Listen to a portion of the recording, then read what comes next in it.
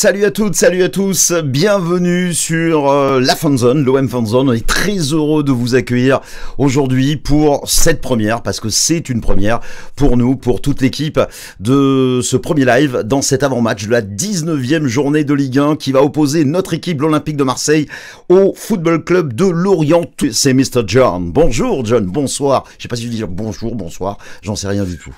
C'est la transition maintenant, là, c'est le bonsoir, on va dire.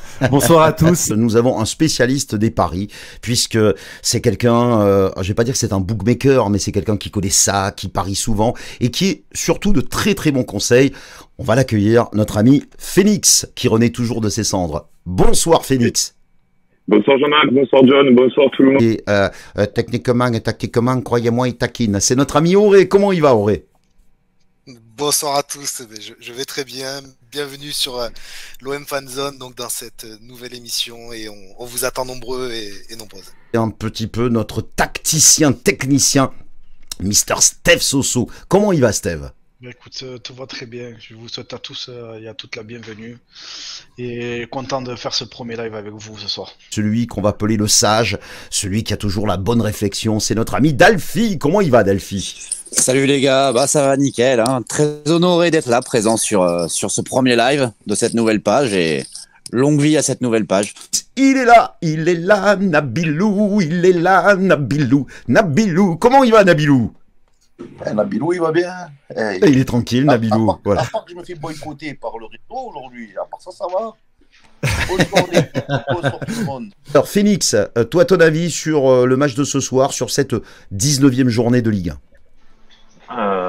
Bah écoute, cette soirée risque de s'annoncer certainement avec pas mal de buts. Sur que ce soit nous ou que ce soit Lorient en face, ce sont deux équipes qui ont tendance à marquer pas mal de buts. Je crois que sur les 20 dernières rencontres, il me semble de mémoire qu'on a juste un but d'écart, mais on a moins encaissé de buts qu'eux. Donc ça risque d'être un match qui va cavaler dans tous les sens, ce qu'on aime. Beau match ouvert. Nous, ouais, tout à fait. Et puis en plus, nos joueurs, on voit bien que les joueurs ont pris le pas, en fait, ont pris le pli de la méthode Tudor, qui était vachement énergivore. Et du coup, cette coupure pendant la Coupe du Monde a vraiment fait du bien. Ça se voit. Je veux dire, il me semble aussi de mémoire que je crois qu'il y a 15 ou 16 joueurs de l'Olympique de Marseille qui ont déjà marqué un but minimum depuis le début de la saison. Ça veut dire que n'importe quel joueur de l'équipe est capable de marquer, que ce soit un défenseur, un milieu, un attaquant. Ça risque d'être un match super intéressant à regarder pour ceux qui aiment que ça cavale, quoi. Je pense pas que ce soit un match fermé. Je pense que ça va cavaler et que ça va vraiment cavaler très vite. On sent déjà, Phoenix, dans ta voix que t'as la voix du bookmaker quand même. Hein. On sent que tu orientes les gens vers des cotes. On va se régaler tout à l'heure pour ceux qui adorent parier et ceux qui adorent faire des stats. Alors, justement, messieurs, alors Auré avait quelque chose ce soir. Il n'a pas pu rester. On embrasse Auré, qui est un petit peu notre tête pensante, on peut le dire, John. C'est un petit peu notre tête pensante ici dans cette page OM Fanzone. Et on va regarder le classement de la Ligue 1, voilà, il va apparaître sous vos yeux, ce classement. Je vais enlever la bannière, voilà, comme ça vous le verrez beaucoup mieux. Donc actuellement, regardez le classement, l'Olympique de Marseille est à 2 points du Racing Club de Lens. Pour l'instant, 53e minute de jeu, il y a toujours 0-0 entre le Racing Club de Lens et la JO Auxerre. Si ça venait en rester là, eh bien, l'Olympique de Marseille, qui a un goal average de plus 21, en cas de victoire, pourrait passer devant au goal average de ce Racing Club de Lens avec cette deuxième place. C'est très accroché. Voyez Rennes qui est 4e, qui a 34 points, 5 points d'avance pour l'Olympique de Marseille. En cas de défaite des Rennais face au PSG demain soir, eh bien, et en cas de victoire de l'OM, il y a beaucoup de si évidemment, puisque les matchs ne sont pas joués, l'OM pourrait compter 8 points sur ces Rennais. On le dit, les places qualificatives en Ligue des Champions se gagnent aussi dans ce creux de saison, sur ces journées, sur ces matchs contre Lorient. Et Lorient n'est pas si loin. Regardez, Lorient est 6e et l'Olympique de Marseille a 7 points d'avance sur les Lorientais. Juste devant, il y a Monaco qui a 34 points, Monaco qui reste aussi un client sérieux de ce podium. Messieurs, vos avis sur par rapport à ce classement, est-ce que vous êtes confiants pour tout à l'heure? Et on le voit bien, il y a l'Olympique de Marseille a vraiment un très gros coup à jouer à l'issue de cette 19e journée de Ligue 1. Qui veut prendre la parole? Si vous voulez, je vais commencer. Tout d'abord, je vais répondre à la première question que tu as posée tout à l'heure en me demandant quel serait le meilleur résultat possible pour tous les matchs de Ligue 1. Moi, je pense déjà que la semaine dernière, la journée précédente a été une journée parfaite pour l'Olympique de Marseille parce qu'on a pris 2 points sur tous nos poursuivants. Under, qui avait joué piston droit donc en fin de rencontre, va se retrouver piston droit face à Lorient. Est-ce que ça vous étonne? C'est encore un coup que tente, il doit être sûr de lui, Igor Tudor. Je vais essayer de répondre. Alors, étonnant, j'ai envie de dire non, parce que sans vouloir à Caboret, on a vu qu'offensivement, Caboret c'était compliqué.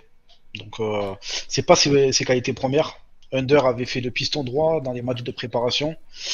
Aujourd'hui, je pense que il joue quand même sur un choix très offensif, c'est-à-dire qu'il sait très bien que Lorient c'est très bon en transition, mais si on a des joueurs de ballon devant et qu'on arrive à monopoliser le ballon comme on a vu sur les derniers matchs en championnat, on va leur laisser peu de possibilités.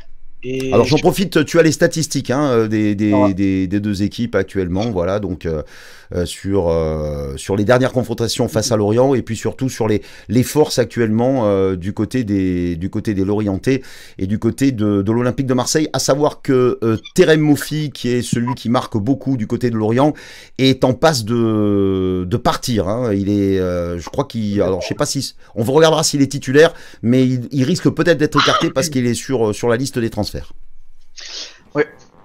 Donc voilà, pour revenir, je pense que c'est un choix osé, mais en même temps, il nous a surpris déjà depuis plusieurs matchs Tudor.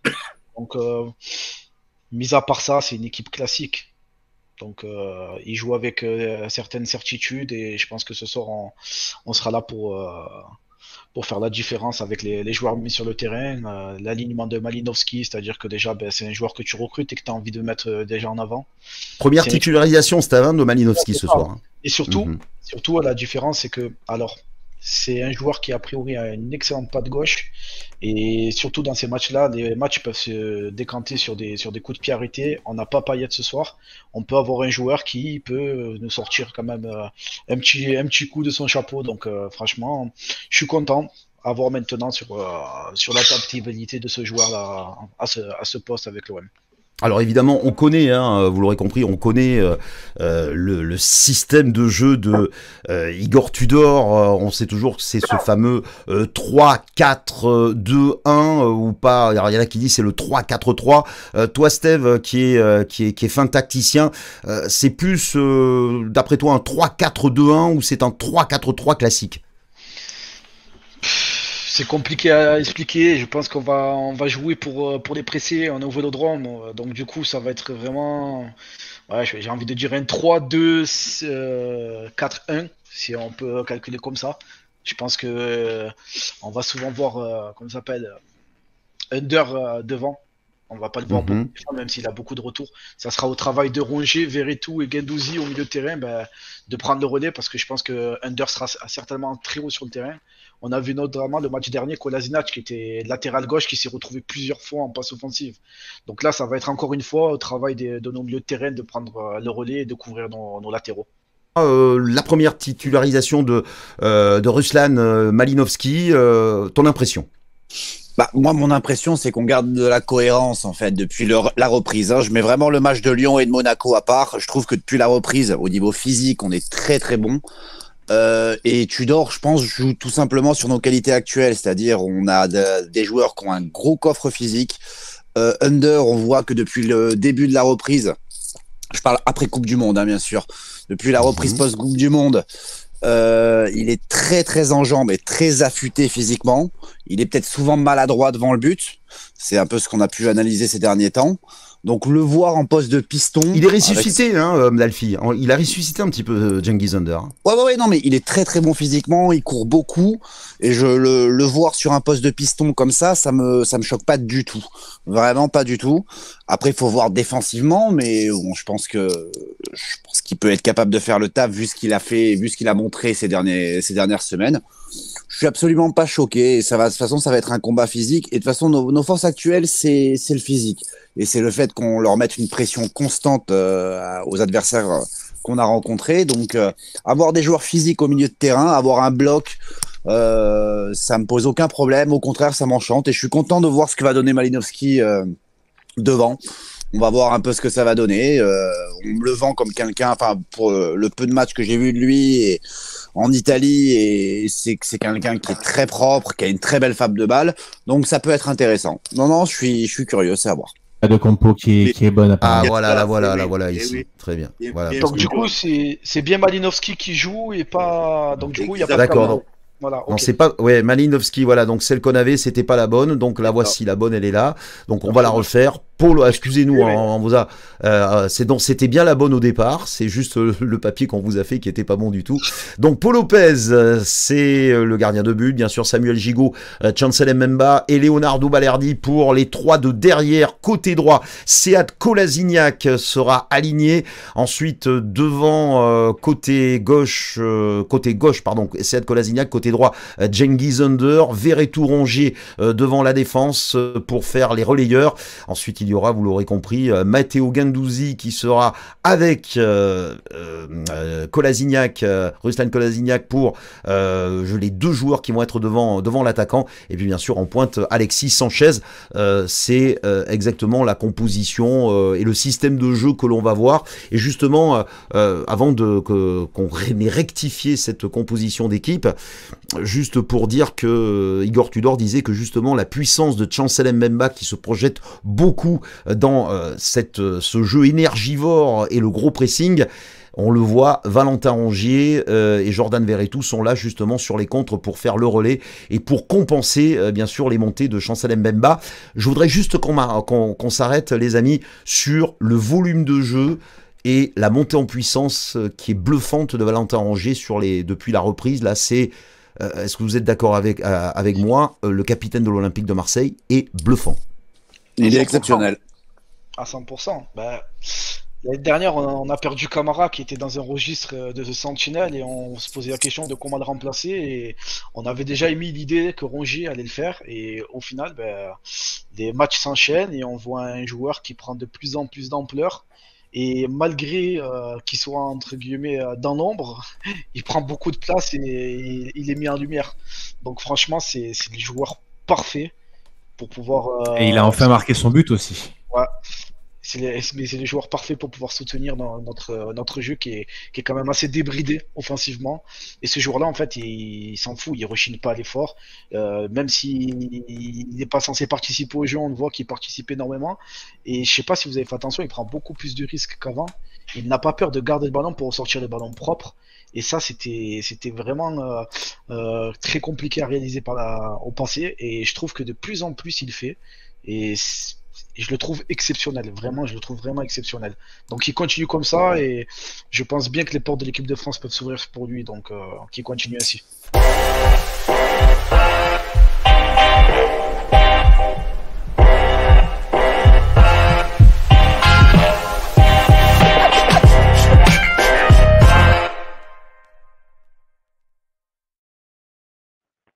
Phoenix Prono, alors. Jean-Marc. Oui. Est-ce que tu peux, je te laisse faire envoyer les pronos de Phoenix, ils sont là, ils arrivent et tu vas les commenter. Vas-y, on t'écoute. Alors, déjà, on peut voir à l'image, donc, pas la compo des deux équipes, mais sur les 20 derniers matchs, c'est ce que je vous disais tout à l'heure. Sur les 20 derniers matchs, nous, on a marqué 35 buts, eux en ont scoré 36. C'est ce que justement, Steve expliquait très très bien. Sauf que nous, on a moins encaissé de buts qu'eux. Donc c'est clairement pour ça qu'on est clairement favori dans tous les sens du terme et qu'on est au-dessus, et vu la bourre qu'on fait. Le résultat pour Marseille, de base, pour nos alentours, des 1,40. Pour gonfler la cote est basse, hein. Cette cote-là, ouais, la cote est très basse, donc du coup, pour gonfler un petit peu tout ça, moi, ce que j'ai fait, c'est que j'ai fait un my match en combinant le résultat et le nombre de buts, avec plus de 2,5 buts dans le match, pour une cote totale à 1,82. C'est un pari que je juge relativement safe pour moi, en sachant que surtout que les deux équipes marquent beaucoup en fait, c'est ça. On n'a pas commencé par ça, mais je le dis, interdit aux mineurs, et on mise uniquement que ce qu'on peut se permettre de perdre. Et ce que je fais là, c'est que je partage mes paris. En fait, voilà, je partage mes tickets à moi.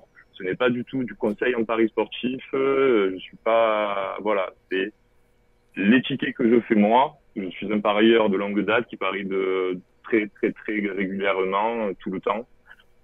Donc voilà, je mets à profit en fait mes paris, et en gros, c'est ce que je parie moi. C'est pas des tickets que je donne comme ça. Ce que je donne là, c'est ce que je parie moi. Je partage mes tickets à moi.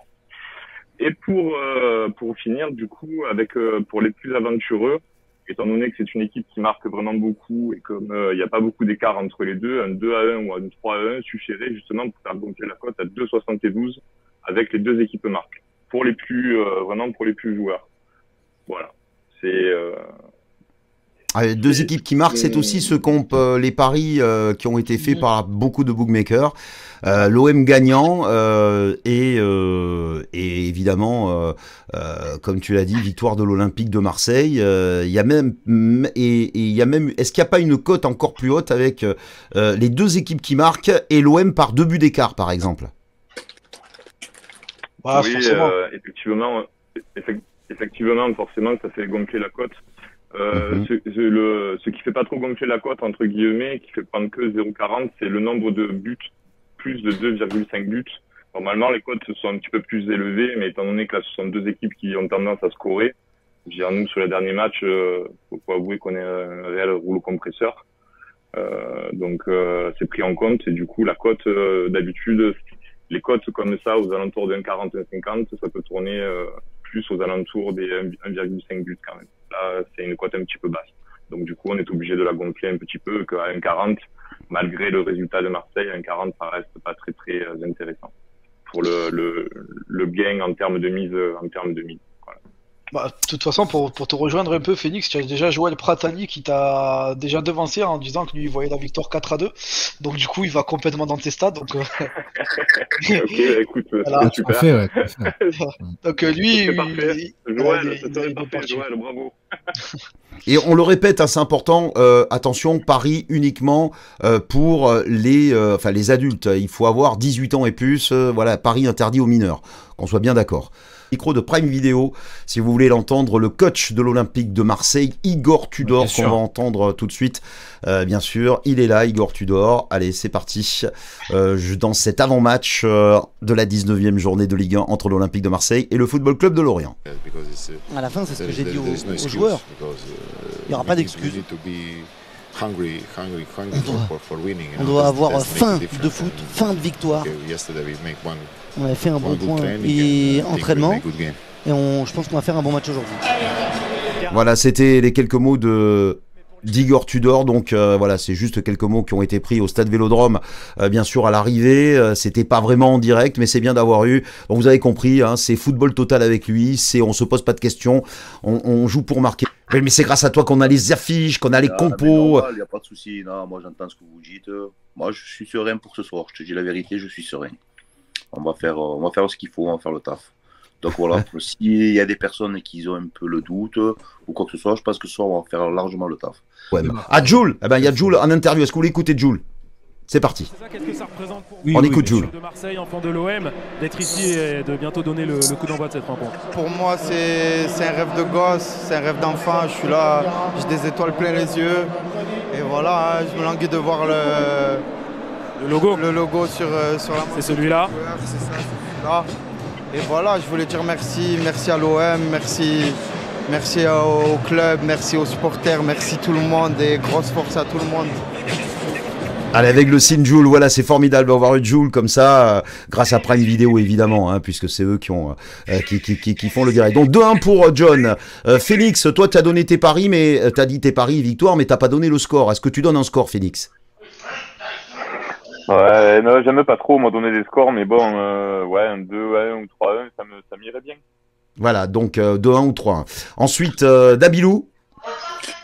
Bah écoute, moi c'est pas compliqué, je dirais 3-1 pour l'Olympique de Marseille. Si jamais tout va bien, 3-0, tranquille. Allez, l'OM qui n'encaisse pas, qui fait un clean sheet. Dalfi. Moi je dis 3-1, mais 3-1. 3-1. Et Steve. Je vais suivre mes amis. Je suis aussi mon ami Guy Delsol qui est là, que je salue. Et je dis 3-1. Au moins le pari de Phoenix il passe aussi. Les deux équipes marquent quand à 2 et quelques. 3-1, la vérité 3-1, voilà. Allez, 3-1 pour l'Olympique de Marseille. Moi, je vous donne pas mon pari parce que chaque fois que je parie, je suis le chat noir, je porte la guigne, donc je préfère pas donner de pari. On va se quitter évidemment dans cet avant-match. C'était notre premier, on est très heureux d'être avec vous. Merci à Phoenix, merci à Nabilou, merci à Dalfi, merci à Steve, merci à Auri qui nous écoute, qui ne pourra pas être là ce soir. Et puis John également, merci à toi. C'est toi qui seras tout à l'heure, je crois, au standard, hein, pour, enfin sur le lien qu'on va donner pour accueillir les gens, pour qu'ils puissent ensuite monter. Tout à fait. C'est bien ça ? Tout à fait. Merci à vous tous. On se retrouve tout à l'heure à la fin et du coup de sifflet final, en espérant une victoire de l'Olympique de Marseille. Et notre phrase à nous sur la fan zone, c'est, vous l'aurez compris, allez l'OM, partout et toujours. À tout à l'heure. Ciao l'équipe.